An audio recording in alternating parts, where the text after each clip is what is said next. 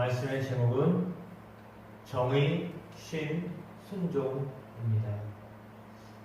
출애굽기 23장의 말씀 가운데 우리가 눈여겨보아야 될 말씀은 23장 20절 말씀입니다. 한번 같이 읽어보겠습니다. 내가 사자를 내 앞서 보내어 길에서 너를 보호하여 너를 내가 예비한 곳에 이르게 하리니. 아멘. 하나님께서 사자를 앞서 보내셔서 길에서부터 우리를 보호하여 주시고 또한 우리가 예비한 곳에 이르게 하시겠다, 이렇게 약속의 말씀을 하셨습니다. 이 약속의 말씀이 여러분에게도 동일하게 주어지게 되시기를 축복합니다. 또 하나 보시면 23장 22절 말씀입니다. 같이 읽어보겠습니다. 내가 그의 목소리를 잘 청종하고 내 모든 말대로 행하면 내가 내 원수에게 원수가 되고 내 대적에게 대적이 될지라. 아멘. 이번에는 그의 목소리라고 했죠. 그러니까 그 사자를 말합니다. 아까 23장 20절에 나와 있는 사자를 먼저 보내서 너희를 길에서 보호하고 내가 가는 땅으로 인도하겠다라고 말씀하셨고, 그의 목소리를 잘 듣고 나의 모든 말대로 행하면 내가 너의 원수에게 원수가 되고 너의 대적에게 대적이 될 것이다 라고 말씀하셨습니다. 그래서 원수를 또 대적을 내가 다루겠다, 이렇게 말씀하고 있습니다. 단서는 하나님의 말씀을 잘 듣고 그대로 행하면 이라고 했습니다. 그 은혜가 여러분 가운데 주어지게 됨을 믿습니다. 오늘 본문을 한 5가지 정도로 분류해서 이렇게 살펴보며 은혜 받기를 원합니다. 먼저는 하나님은 정의를 원하시며 동시에 긍휼을 원하신다라고 하는 겁니다. 그래서 정의와 긍휼이 균형을 이루어야 된다라고 하는 것이 1절에서 9절에 나와 있는 말씀입니다. 그러니까 사랑의 하나님이시면서 동시에 공의의 하나님이시다라고 하는 것을 말씀해 주고 있는데, 먼저 말씀하신 것은 공의에 대한 이야기입니다. 정의에 대한 이야기입니다. 1절의 말씀에는 거짓 풍설을 유포하지 말아라 이랬습니다. 거짓된 증언을 하지 말아라 라고 하는 말씀이죠. 악인과 연합하여 위증하지 말아라 라고 하였습니다. 그리고는 가난한 자의 송사라도 정의를 타협하지 말아라 라고 했습니다. 아무리 가난해도 정의롭게 판결해라, 가난하다고 봐주지 말아라 라고 하는 겁니다. 물론 부자라도 봐주지 말아라 라고 하는 말이지만 가난해도 봐주지 말아라, 정의롭게 판단해라 라고 하는 말씀입니다. 그리고 뇌물을 받지 말아라 라고 했습니다. 뇌물은 당연히 뭐 돈 있는 사람에게 받겠죠. 그래서 가난하다고 봐주지도 말고 돈을 준다고 해서 받지도 말고, 그리고 이방 나그네를 압박하지 말아라, 이방인들을 함부로 대하지 말아라 라고 하는 재판의 원칙을 말씀하고 있습니다. 그러니까 재판은 어떻게 되느냐? 정의롭게 해야 된다라고 하는 것입니다. 반면에 자비를 실천해야 된다라고 했습니다. 4절에 보니까 만일 너의 원수의 길을 잃은 소나 나귀를 보거든 반드시 그 사람에게로 돌릴지며 라고 했습니다. 원수라도 원수의 잃어버린 가축을 봤다면 어떻게 해야 된다고요? 나몰라라 하지 말고 가축을 돌려줘라 라고 하는 것입니다. 그리고 또한 원수의 집에 가축 어떻게 해야 된다고요? 도와야 된다, 이렇게 말씀하고 있습니다. 오늘 본문의 말씀은 그렇게 4절과 5절에 나와 있는 것처럼 만일 너를 미워하는 자의 나귀가 짐을 싣고 엎드러졌어요. 원수의 나귀가 가다가 엎드러졌어요. 짐이 너무 많이 실어가지고 엎어졌으면 세워야 되잖아요. 그때 어떻게 해야 되냐? 세워줘라 이거죠.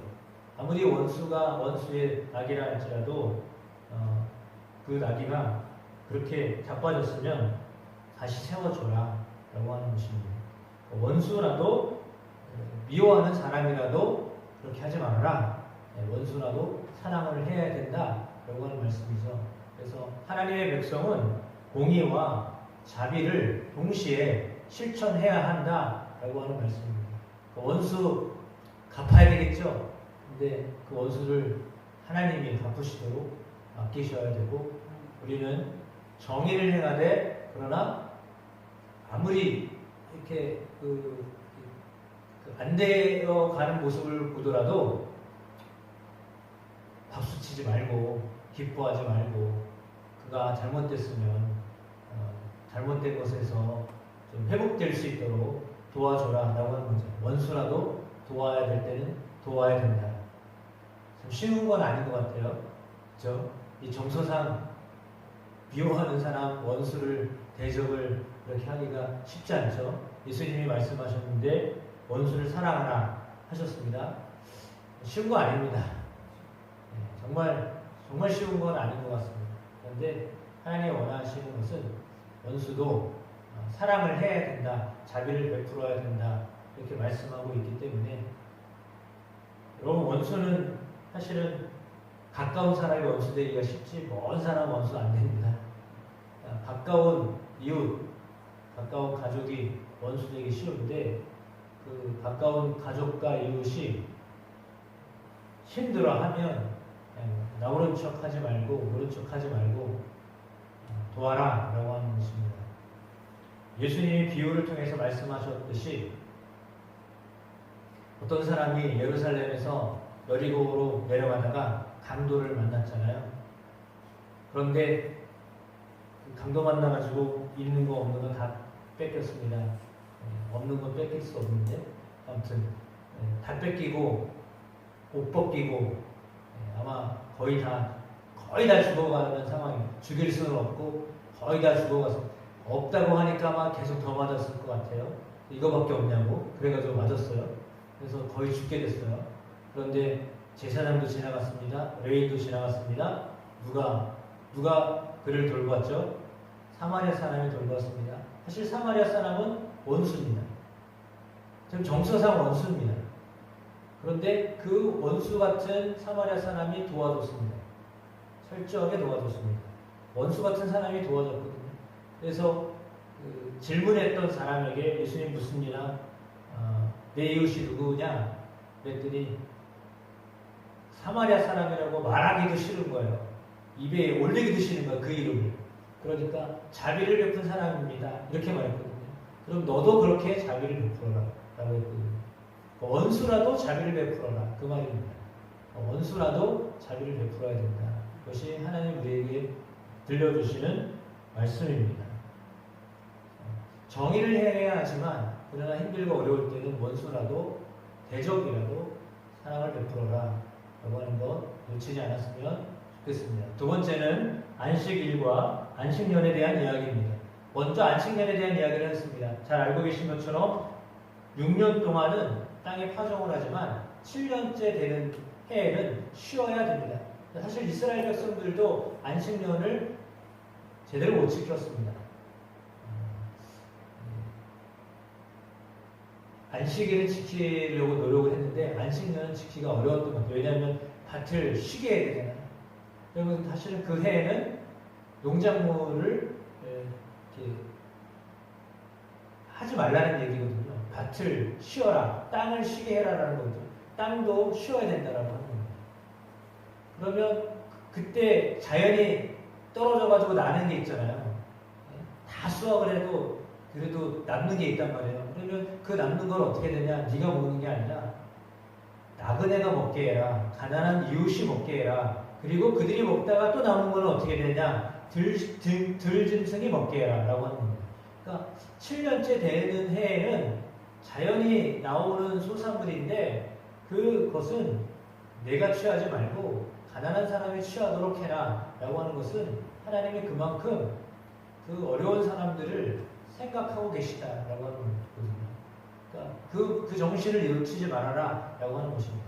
그러니까 나보다 더 힘든 사람이 있을 텐데 나보다 더 힘든 사람들을 생각하고 그들에게 배려하는 삶을 살아야 된다라고 하는 말씀이 안식년에 대한 개념이라고 볼 수 있겠습니다. 그래서 하나님은 심지어 들짐승도 먹여야 된다. 우리가 고라니와 얼마나 전쟁을 합니까? 고라니가 중국하고요, 영국하고요, 우리나라밖에 없는데요. 고라니가 70~80%가 우리나라에 있대요. 그러니까 다른 나라는요, 멸종 위기래요. 위기종이래요. 그게 희귀종이래요. 근데 우리나라에는 그게 번식이 잘 돼가지고 우리나라에는 70~80%가 있는데 다른 나라에 없대. 세 나라 외에는요 고라니가 없답니다. 그런데 딴 얘기예요. 고라니와 사슴의 차이가 있어요. 꼬리가 있는 게 고라니고요, 꼬리가 없는 게 사슴이고요. 그 차이예요. 그리고 사슴은 엉덩이에 하얀 반점이 있어요. 그래가지고 그 차이가 있는데 사슴은 역시 뿔이 있잖아요. 근데 이제 고라니는 뿔이 없는 대신에 수컷이 이 뻐드렁이가 있어요. 그래서 여기에 찔리면 뭐 이제 거의 죽는 거죠. 그래서 이제 수컷은 그 뿔이 위로 안 나가고 윗니가 아래로 나와가지고 이렇게 이런 차이점이 있대요. 아무튼 고라니 우리나라밖에 없는데 고라니 때문에 전쟁을 하잖아요. 그거 안 뺏기려고. 근데 걔도 먹고 살다 보니까 저 우리나라에 70~80% 많이 있다고 하니까 호액을 하지 못하게 하기 때문에 그런 상황인데, 그게 이제 어쩔 때는 막 풀어줬다가 어쩔 때 너무 개체수가 많아지면 또 하라고 하잖아요. 어쩔 때 또 이렇게 잡아도 된다 이렇게 하는데, 그럼 왜 그렇게 합니까? 서로 동물도 존중해라 라고 합니다. 너희만 주인이 아니다. 물론 우리가 주인을 맞는데 너희만 살 게 아니다. 주인과 함께 더불어 사는 객과 같은 존재들도 같이 살아야 되지 않겠냐라고 하는 의견이죠. 그런 하나님의 의도가 있는 겁니다. 그래서 안식년과 안식일, 안식일은 뭐 주일날 말씀드렸던 것처럼 7일째 되는 날 쉬어야 된다. 쉬되 그냥 쉬는 게 아니라 하나님을 기억하며 쉬어야 된다 라고 하는 것입니다. 그래서 예배해야 되고 하나님께 나아가야 된다. 쉬는 날 종도 쉬게 해야 되는 거죠. 당연히 쉬게 해야 되는 것입니다. 그러니까 나는 쉬고 딴 사람 일하게 하는 것은 쉼이 아닙니다. 그러니까 누구나 다 동일하게 휴식할 권리가 있는데 그렇게 해야 된다 라고 하는 것이 안식일에 대한 개념이고, 안식일은 당연히 하나님을 생각하는 시간을 가져야 된다 라고 하는 것입니다. 그래서 예배, 기독교로 말하면 예배를 놓치지 말고 꼭 주일 성수해야 한다라고 하는 것이죠. 뿐만 아니라요, 3대 절기가 있습니다. 유대인들에게는 절기를 지키도록 하였습니다. 14절에서 19절에 나와 있습니다. 무교절 7일 동안 무교병을 먹습니다. 애굽에서 탈출할 때 먹었던 그 무교병, 무슨 맛이 있겠습니까? 요즘 말로 말하면 딱딱한 빵인데 그거 무슨 맛이 있겠어요? 근데 생각해라. 하나님이 너희를 구원해내셨다. 애굽에서부터 너희를 탈출시키셨다. 그걸 기억하면서 절기를 지켜라. 맥추절, 첫 수확의 열매, 그걸로 하나님 앞에 절기를 지켜라 라고 하는 거죠. 뭐냐면 가나안 땅에 왔을 때 첫 번째 수확한 것으로 하나님 앞에 영광을 돌렸어요. 우리가 이곳에 와서 첫 농사를 지었는데 하나님 그것의 수확을 하나님 앞에 드립니다 라고 하는 어떤 의미죠. 그래서 첫 수확의 열매로 하나님께 기념을 하라 라고 하는 것은 가나안 땅에 정착하게 하신 하나님께 감사해라 라고 하는 것입니다. 세 번째는 수장절입니다. 이제 수확하고 계속 수확해서 저장할 수 있도록 넉넉함을 주셨다 라고 하는 것에 대한 감사입니다. 저장을 할 수 있다는 것은 감사한 일이죠.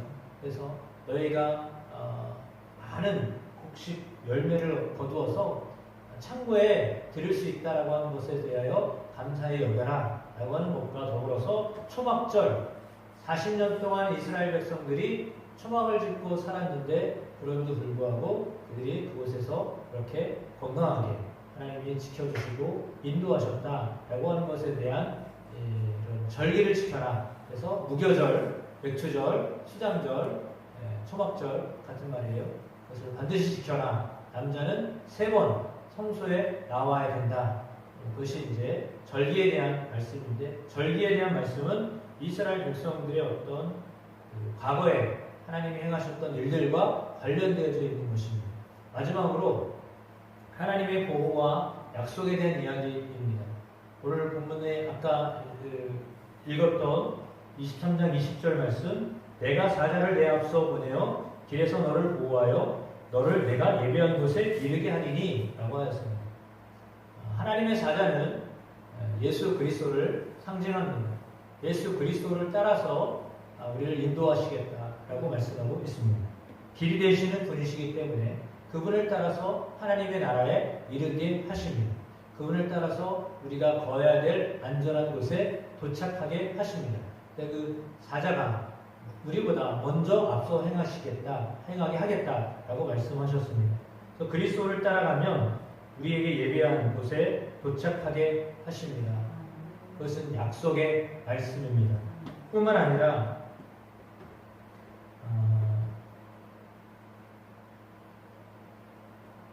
23절 말씀 한번 같이 보시겠습니다. 같이 읽어보겠습니다. 내 사자가 내 앞서가서 너를 아모리 사람과 헷 사람과 브리스 사람과 가나안 사람과 히윗 사람과 여보스 사람에게로 인도하고 나는 그들을 끊으리니 라고 했습니다. 더 구체적으로 말씀하시죠. 내 사자가 내 앞서가서 아모리 사람, 헷 사람, 브리스 사람, 가나안 사람, 히윗 사람, 여보스 사람에게로 인도하고 내가 그들을 끊어버리겠다. 그들을 처리하겠다라고 이렇게 약속하셨습니다. 예수님이 그렇게 우리보다 먼저 앞서 행하시고 우리의 대적자들, 우리의 원수들을 처리하시고 우리가 정착하게 하시겠다. 이렇게 말씀을 하셨습니다. 그리고는 그들의 신을 경배하지 말아라. 섬기지 말아라. 행위를 본받지 말아라. 그것들을 다 깨뜨리고 그들의 주상을 부수하라. 내 하나님 여호와만을 섬겨라. 이렇게 말씀하셨습니다. 그리고 25절에 이렇게 말씀하십니다. 여호와가 너희의 양식과 물에 복을 내리고 너희 중에서 병을 제하리니. 이 말씀이 나올 때는 아멘 하셔야죠. 우리에게 양식과 물에 복을 주시겠다. 너희 중에 병을 제하여 주겠다라고 하나님이 하신 말씀입니다. 이 말씀을 받고 너희에게 낙태가 없을 것이고 임신하지 못하는 자가 없을 것이다. 너희의 날 수를 채우리라. 그러니까 너희의 생애를 내가 책임져 주겠다. 이런 약속의 말씀이 오늘 이스라엘 백성들에게 주셨던 말씀입니다. 더 나아가서 27절 말씀을 보시면 내가 내 위엄을 내 앞서 보내어 내가 이를 곳에 모든 백성을 물리치고 내 모든 원수들이 내게 등을 돌려 도망하게 할 것이며 라고 했습니다. 여기서 위엄 나오죠. 이 위엄이라고 하는 단어를 영어로 번역을 하면 테러예요. 하나님이 테러를 하시겠대요. 이 말은 뭐냐면 테러는 끔찍한 거잖아요. 상상하기 어려운 사건들이잖아요. 하나님이 테러를 일으켜서 그들로 하여금 물리치고 원수들이 너에게 등을 돌려 도망가게 하겠다라고 했습니다. 엄청난 일을 하나님이 행하시겠다. 그들에게 위험을 보이겠다라고 하는 말씀은 그들에게 테러를 행하겠다라고 하시는 말씀이에요. 쉽게 이야기할 때 하나님이 놀라운 일을 행하게 하시겠다라고 하는 것입니다. 그래서 그들이 도망가게 하겠다라고 하셨습니다. 정복을 해야 되는데 하나님이 그 일을 그렇게 사자를 앞서 보내고 위험한 일들, 그들이 생각할 때 위험한 일들이 일어나게 하셔서 그들이 전쟁에 응하지 아니하고 도망가는 일들이 일어나게 하겠다라고 하는 것이 오늘 약속의 말씀입니다. 그리고 28절에도 내가 왕벌을 내 앞에 보내리니 그 벌이 히위 족속과 가나안 족속과 헷 족속을 내 앞에서 쫓아내리라 말씀하셨습니다. 왕벌을 보내서 쫓아내겠다 이런 말씀까지도 하나님이 하셨거든요. 그 모든 것들이 다 약속의 말씀이셨습니다. 그래서 하나님이 그들에게 그렇게 행하시겠다라고 했는데 우리 약속의 말씀이 또한 여러분에게도 주어지게 하심을 믿습니다. 따라서 우리는 무엇을 순종할 것인가? 우리의 앞서 행하시는 사장 예수 그리스도를 따라가는 삶을 살아야 하겠습니다. 그러면 주님이 우리에게 가르쳐 주신 그 길을 걸어가면 하나님이 반드시 우리 앞에 대적들이 스스로 무너지거나 도망가게 하거나 하나님은 그 일을 행하겠다, 형통케 하겠다라고 하시는 말씀이죠. 그래서 그리스도 안에서 형통한 삶을 살게 하시겠다. 오늘 그 약속의 말씀을 우리에게 주셨는데 그 말씀이 저와 여러분의 삶에 적용되어지는 은혜가 있게 되기를 축복합니다. 그래서 하나님은 우리에게 정의를 행하며 살게 하시기를 원하시고 쉼을 통하여 하나님을 기억하며 살기를 원하시며 뿐만 아니라 하나님의 사자 그리스도 예수를 따라 살아가면 하나님께서 우리에게 형통한 삶을 살게 하시겠다 약속하셨는데 그런 삶이 여러분의 삶이 되시기를 주님의 이름으로 축복합니다. 여호수아 23장 10절 말씀 함께 읽어보겠습니다. 너희 중 한 사람이 1000명을 쫓으리니 이는 너희의 하나님 여호와 그가 너희에게 말씀하신 것 같이 너희를 위하여 싸우심이라. 아멘. 한 사람이 1000명을 쫓으리라 라고 했습니다. 우리를 위하여 하나님이 싸우시기 때문입니다.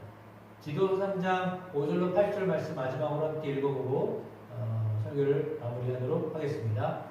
우리를 구원하시되 우리의 행함과 의로운 행위로 말미암지 아니하고 오직 그의 긍휼하심을 쫓아 중생의 시승과 성령의 새롭게 하심으로 하셨나니 성령을 우리 구주 예수 그리스도로 말미암아 우리에게 통성이 부어주사 우리로 저희 은혜를 힘입어 의롭다 하심을 얻어 영생의 소망을 따라 후사가 되게 하려 하심이라.